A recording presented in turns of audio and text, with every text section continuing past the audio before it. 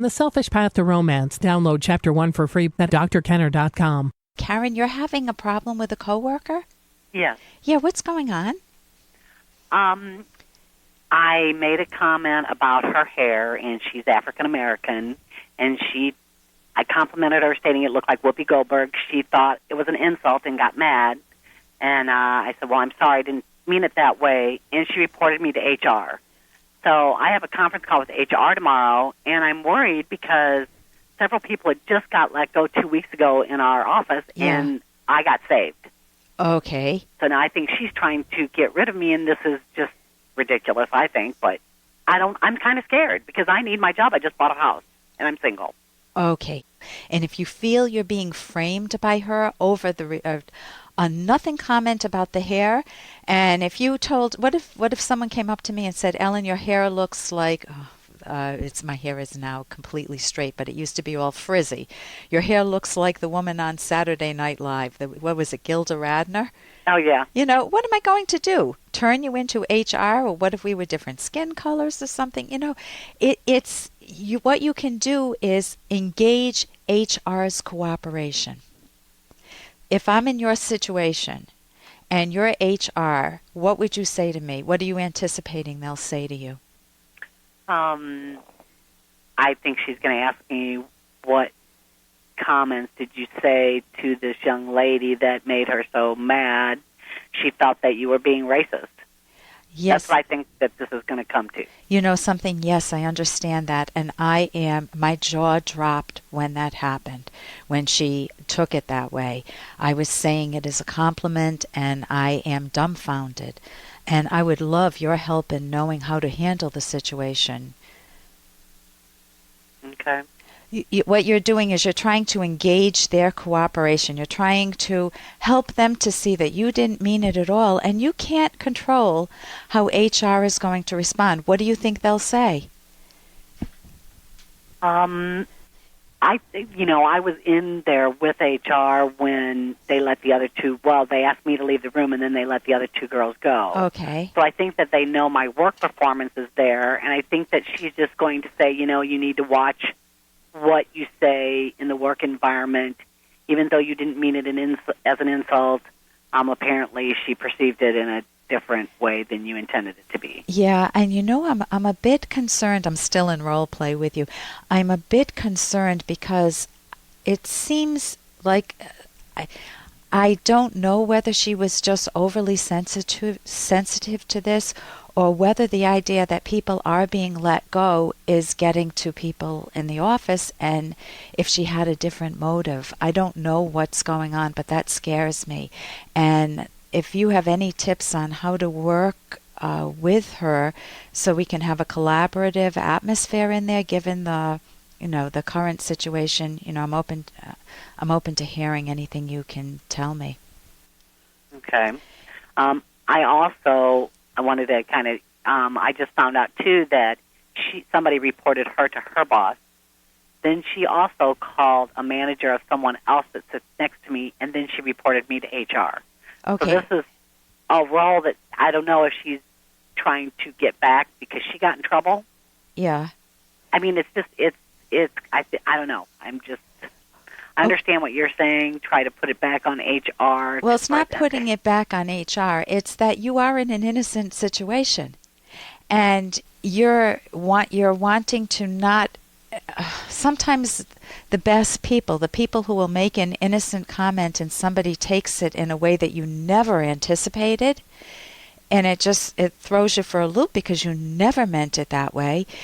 Sometimes you don't know how to handle it, and you want to work with the people who are HR, that's what human resources is supposed to do, on what is the best way to handle this. What if HR comes back and it's made up stuff, like it's nothing to do with the hair situation? What would he give me an example? Hey, I got to interrupt this because we've got to pay some bills. 30 seconds, that's it. a very quick ad, and then Ellen will be back. Do you ever feel overlooked in your romantic relationships? Well, when it comes to love, sometimes it's good to be selfish. Find out why in the provocative book, The Selfish Path to Romance. Being selfish means valuing yourself, so your partner will value you. Discover the secrets to keeping yourself front and center in your relationship and building a romance that will last. Find The Selfish Path to Romance by Drs. Ellen Kenner and Edwin Locke on Amazon or at selfishromance.com. That's The Selfish Path to Romance on Amazon or selfishromance.com. What if HR comes back and it's made up stuff, like it's nothing to do with the hair situation? What would he give me an example? Well, I'm just saying, what if she's crying racist in another form? I don't know. There was another gal that was very complaining about something in the work office that day, and I'm thinking that she overheard her and mistakenly is saying that I said things, and it wasn't me. But I really just don't want to get in the mix of that. It's none of my business. Everything what you're telling me right now, Karen, is perfect. This is the perfect conversation to have with HR. That I'm concerned. I know she got reported to her boss prior to calling me. Mm-hmm. You're giving them the context. You have more data. As long as you're not lying, as long as you're not making it up, you say, listen, I know that she got reported to her boss before she reported me. I know that somebody else made a comment in the office that was a little off color, and I don't know, maybe it was getting to her, and when I made the comment, she might not have seen it as the compliment, and I don't want to get in this mix. That's what you're saying. You come across as such a decent person. Okay. I am. I just don't. I want my job. I love my job, actually. And let them know that. And I just don't want to play these childish games. I really don't. Right. And you didn't play any game. No, I feel that I didn't at all. So I was very sincere about what I said. So you can say, but even just telling me that, like already, if I were HR listening to you, I would say, I want to watch this other woman closely. I don't want her to be able to harm any of our good employees by making brush fires on the side that have nothing to do with business, with the job. Okay, I'm just trying to figure out how to deal with. I don't know what's going to come at me tomorrow. I have no idea. So yeah. Well, I'm just speculating that it could be a tall tale. It could be the hair. It could be what the other girl said, and she's trying to say that I said it. So I'm just trying to figure out where to go. You just be true to the truth, and you will like yourself at the other end. That's all you can do is be true to yourself, be true to the facts, and you'll have integrity. And how other people behave is somewhat out of your control. But you assume that you're speaking to a reasonable person in HR. That's the goal.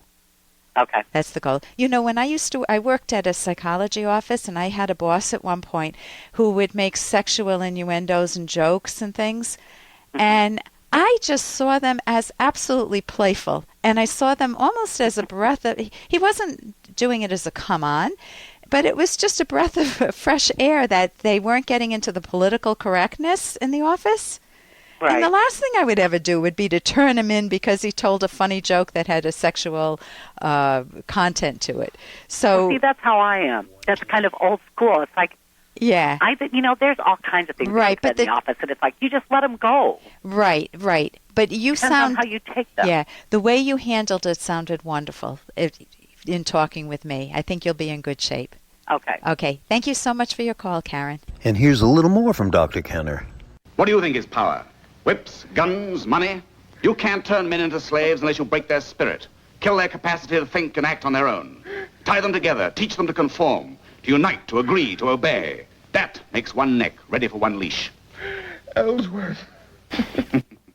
And that is the villain in The Fountainhead, a fabulous book if you don't ever want to be taken in by this type of a person who wants to control your mind, whether it's an abusive spouse who tells you what to do, when to do, who tries to isolate you, who humiliates you, who tries to break your spirit, or whether it's a politician who tells you that he calls the shots, that you have to listen to what he says, that his actions, that his thoughts control your brain, your mind.